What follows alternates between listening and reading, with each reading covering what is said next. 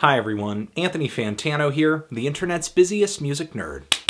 And it's time for a review of the new White Hinterland record, Baby. This is the musical project and band of multi-instrumentalist, singer-songwriter Casey Dienel, who is on her third full-length record with this group. An album that really came out of left field for me, sort of surprised me. I wasn't expecting to hear a record that I connected with so much on so many levels from this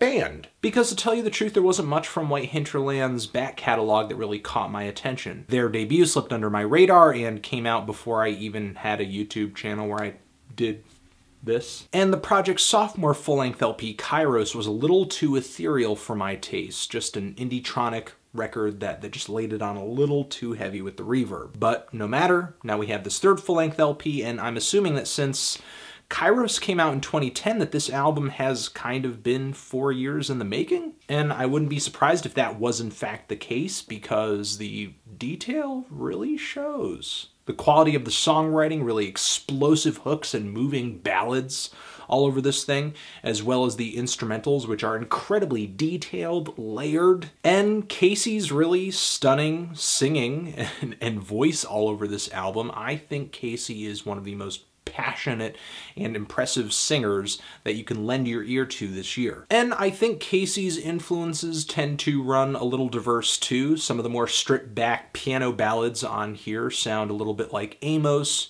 or Apple, and some of the more production intensive tracks that feel a lot more electronic in sound occasionally give off a Bjork sound, like homogenic Vespertine Bjork. And while these sonic influences are very clearly there, Casey does come through with a wholly different voice. Casey's immense talent in winding linear songs really steal my attention away from whoever's shadow she might be standing in on a given track. Like with the song Ring the Bell, which to me seems like a bustling love song looking to pick a relationship back up from a point where it seems to have broken apart. And the hopes, the dreams, the aspirations for this move, this decision, all ring out beautifully in Casey's voice, the rich multi-tracked horns blaring away in the background, the very pretty background vocals.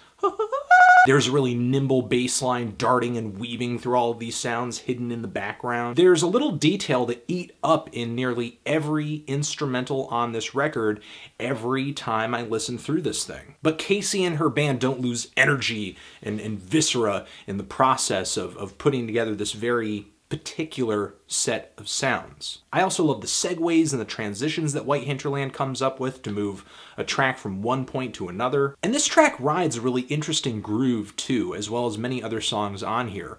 While I do think there is an element of pop and an element of accessibility to this record, a strong element of beauty that comes through in the instrumentation, in the vocals. This is music that definitely walks to the beat of a different drum than just your normal average pop tune. Like with the song Baby, where Casey's voice is slowed down a lot more. Her singing is much more emotive and drawn out. This is another relationship-centric track with some pretty telling lyrics about how her shyness was an act to give this person a sense of security. And the instrumentation on this track is pretty chilly too. I can see my breath when I'm listening to this thing.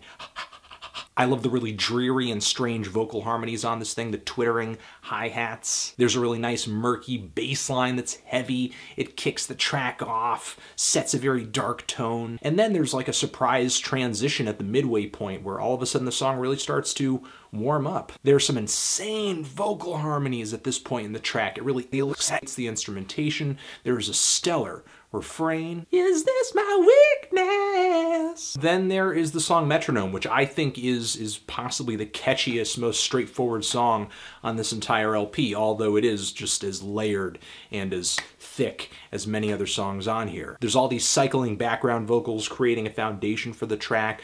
Metronome, And these repeat again, again, and again. It kind of reminds me of like an Animal Collective track or something. But what Casey does with this foundation is very much different. I mean, she really rides over this and brings some up-tempo piano rock. There's a surprise transition in the middle of this song too. Casey really keeps me on my toes with all the surprises that these songs hold. But the very smooth, kind of easy-going piano ballads catch my ear on this thing too. Like the song Wait Until Dark, the opening track on here, a song that is really somber in tone. Casey's voice sounds fantastic. She sings so wonderfully over the pianos on this track, and she transitions right into some very lumbering piano arpeggios. Just those bassy, heavy notes sound great.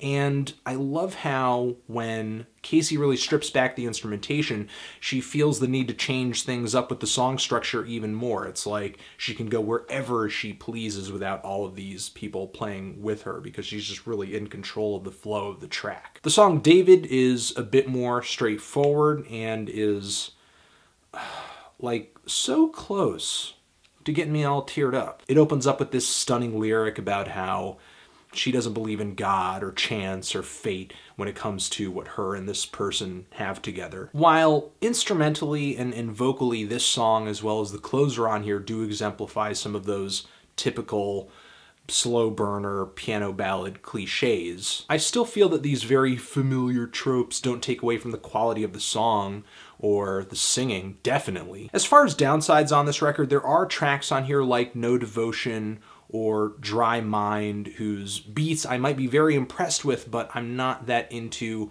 the pacing of the song.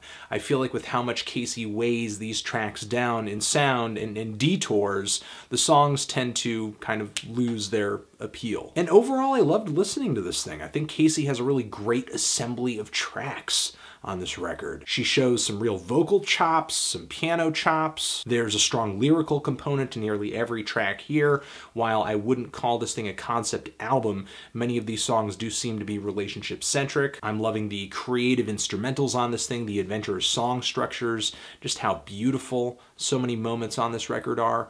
I'm feeling a light to decent 8 on this thing. Transition. What did you think of this new White Hinterland album? Did you love it? Hate it? Why? And what should Anthony review next? White Hinterland? Baby? Forever.